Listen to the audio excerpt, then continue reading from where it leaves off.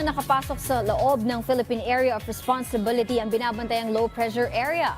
Kung magiging isa yung bagyo at epekto niyan sa lagay ng panahon, alamin kay Pag-asa Weather Specialist Charmaine Varilla. Magandang umaga po. Yes po, magandang umaga po sa inyo ma'am at sa lahat po ng ating mga tigapakinig at narito nga pong ulat sa lagay ng panahon ngayong umaga ng Martes.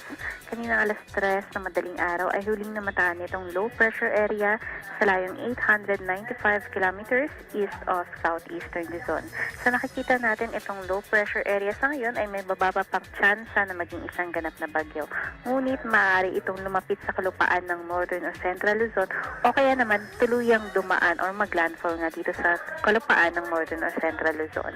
Samantalang southwest monsoon o hangin habagat pa rin na siya nakaka-apekto dito sa may extreme northern Luzon. At sa may parte nga ng Batanes at Babuyan Islands ay makararanas ng mga bahagyang maulap hanggang sa maulap na kalangitan at tsansa ng mga pulupulong mga pagulan, pagkilat at pagkulog. Samantalang dito rin sa Metro Manila at nalalabi pang bahagi ng bansa ay makararanas din ng bahagyang maulap hanggang sa maulap na kalangitan at mga tsansa din ng mga pagulan sa hapon at sa gabi.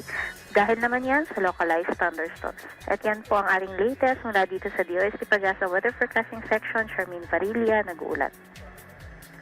Salamat, Pag-asa Weather Specialist Charmaine Varilla.